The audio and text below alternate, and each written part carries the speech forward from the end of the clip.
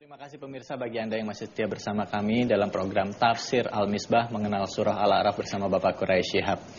Ya, memang kalau kita lihat dari ayat yang kita bahas dari ayat 59 sampai 72, sebagian besar di situ dikatakan para rasul itu mengajarkan kepada kaumnya yaitu tentang ketauhidan, tentang Allah itu Esa, dan mendapatkan pertentangan yang luar biasa. Bahkan cukup banyak pembenaran-pembenaran yang akhirnya menuduh, bahkan para rasul itu dituduh sebagai seorang pembohong. Pak Quraisy, ini ada pemirsa yang ingin bertanya kepada Pak Quraisy. Kita dengarkan sama-sama apa pertanyaannya. Silakan. Mau bertanya Pak Quraisy, demikian. Untuk dakwah Nabi Muhammad SAW, kalau dilihat dari segi waktunya itu lebih singkat dibanding Nabi dan Rasul sebelumnya, ya. Tetapi boleh dibilang lebih sukses. Apakah ada perbedaan antara dakwah Nabi Muhammad SAW dengan Rasul dan Nabi sebelumnya? Demikian, terima kasih. Wassalamualaikum warahmatullahi wabarakatuh. Baik, ada dua poin yang saya ingin kemukakan di sini. Yang pertama, menurut pakar-pakar Muslim atau non-Muslim, sukses Nabi Muhammad itu tidak bisa difahami melalui nalar.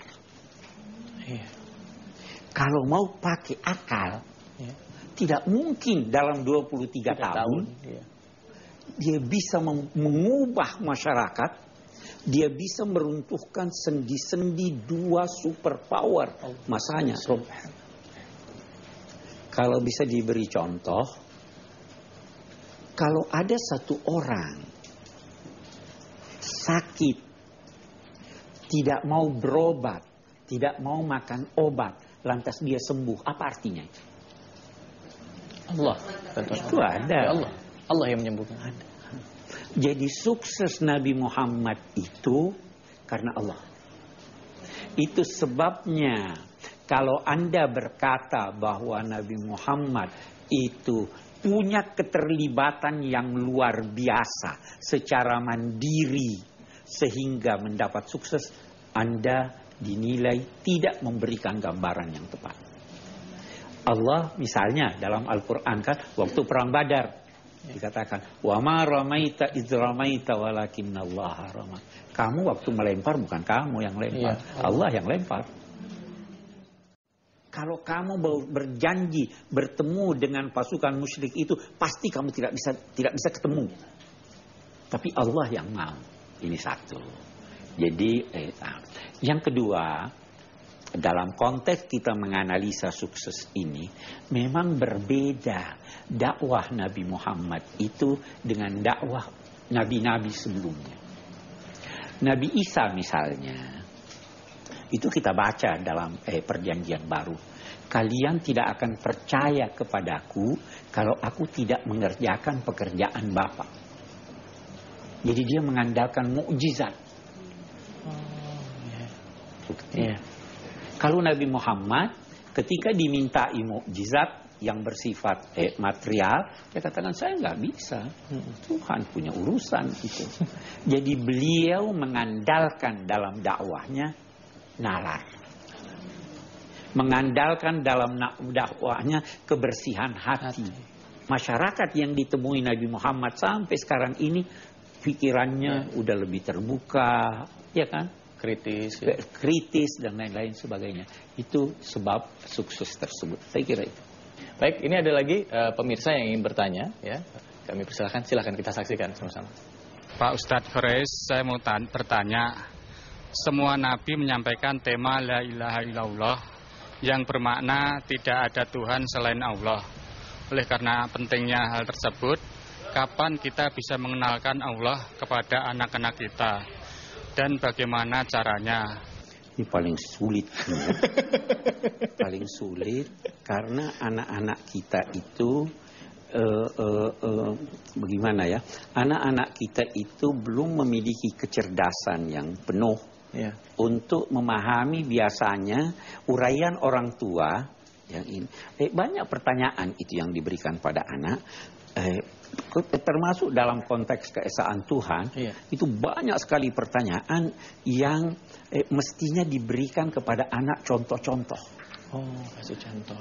Ya, mungkin tidak, anak itu lebih banyak melihat daripada mendengar.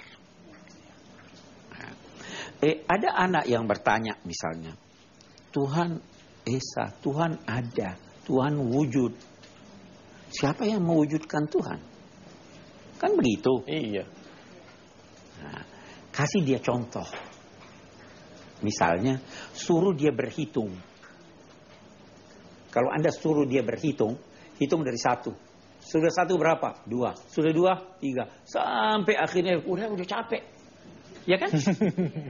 Waktu dia capek itulah Tuhan. Akal seorang dewasa masih mempertanyakan itu. Tapi kan kita menghadapi anak-anak. Sama halnya kalau dia bertanya, bagaimana itu surga? Nah, kan ada yang tanya begitu. Bagaimana? Oh, surga itu semua yang kamu senangi ada di sana. Bagaimana itu? Mainan banyak. Permen banyak. Iya kan? Jadi dia tertarik, dia bisa ini. Nah, semakin dewasa dia, semakin bertambah akalnya, semakin bisa dia pahami. Tapi itu harus ditanamkan sejak kecil dan melalui contoh dari ibu bapaknya. Dia sholat, dia ini. Saya kira itu ya. Setelah ini nanti kita akan mendengarkan kesimpulan dari Bapak Quraisy seputar surah Al-A'raf dari ayat 59 sampai 72. Jadi tetaplah di Tafsir Al-Misbah mengenal surah Al-A'raf. Tentunya bersama ya, kita kembali lagi di Tafsir Al-Misbah mengenal surah Al-A'raf bersama Bapak Quraisy Shihab. Pak Quraisy, kesimpulan kita pengen belajar nih di sini. Kesimpulan apa yang bisa kita ambil dari ayat 59 sampai 72 dari surah Al-A'raf ini? Silakan. Yang pertama saya kira kehadiran para rasul itu adalah bukti kasih sayang Allah kepada manusia. Ya. Jadi jangan sia-siakan kasih sayang Allah itu dengan mengabaikan tuntunan Rasul. Ini semuanya berkata begitu. Yang kedua, inti dari semua ajaran Rasul itu adalah keesaan Tuhan. Ya. Jadi ada yang berkata begini, jangan sampai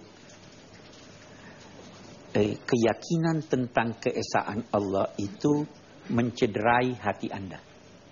Kenapa? Inna Allah la yaghfiru ayyushraka bihi syai' wa yaghfiru ma duna dzalika liman yasha. Allah tidak akan mengampuni orang yang membawa kemusyrikan sampai mati, tetapi dia boleh jadi masih mengampuni dosa yang lain. Jadi jangan sampai ini goyah itu keesaan Allah. Dia Maha Esa dalam zatnya, Maha Esa dalam perbuatannya, Maha Esa dalam sifatnya. Dan waktu saya beribadah hanya buat dia, bukan yang lain. Semua Rasul membawa itu. Ya kan, kita baca ini semua berkata, Budullah. Yang ketiga yang kita ingin tarik kesimpulan dari sini, tuntunan Allah dalam kehidupan keseharian kita, bahwa selalu banyak mengingat nikmat Allah. Selalu banyak bersyukur. Karena kalau sesekali Anda terkena musibah, tapi seringkali bersyukur, musibah itu jadi ringan. Kalau menyampaikan suatu berita pada orang, sampaikan yang gembira-gembira dulu, yang baik-baik dulu. Baru dia ini. Itu yang dilakukan oleh Nuh, itu yang dilakukan. Selanjutnya, yang dinamai saudara itu bukan hanya saudara seketurunan, bukan hanya saudara seagama, tetapi juga saudara sekemanusiaan. Tentu saudara sebangsa. Saudara itu sebenarnya artinya, kalau dalam bahasa Arab, itu artinya persamaan, sama. Jadi kita dengan kucing sama enggak? Beda. Kita beda tapi punya persamaan. Kita sama-sama makhluk Allah. Ya. Jadi kita bersaudara dengan kucing. Itu sebabnya pemboros dinamai saudaranya setan. Punya sama dengan setan. Sama-sama. Kita itu seudara. Saudara itu seudara. Kucing menghirup udara juga atau tidak? Iya. Udaranya sama dengan yang kita hirup. Kita seudara. Kita saudara. Ya toh, itu sebabnya di sini. Yang terakhir barangkali yang kita ingin nyatakan di sini bahwa Allah memerintahkan untuk selalu mengingat nikmatnya, dan mengingat nikmatnya itu adalah mengamalkan tuntunannya, dan dengan demikian segala tuntunannya kita ikuti sebaik-baiknya. Yang terakhir, kata tidak ada arti slogan. Kata harus mempunyai isi dan harus mempunyai kekuatan yang mendorong Anda melakukan kegiatan sesuai dengan isi dari kata itu. Harus sama antara kata dan perbuatan. Harus Satu kata sama. dengan perbuatan. Kata dengan perbuatan Ya, harus sama. Alhamdulillah. Terima kasih banyak Pak Quraisy. Mudah-mudahan sejak hari ini kita jadi semakin faham dan kita bisa meningkatkan keimanan dan ketakwaan kita hanya pada Allah.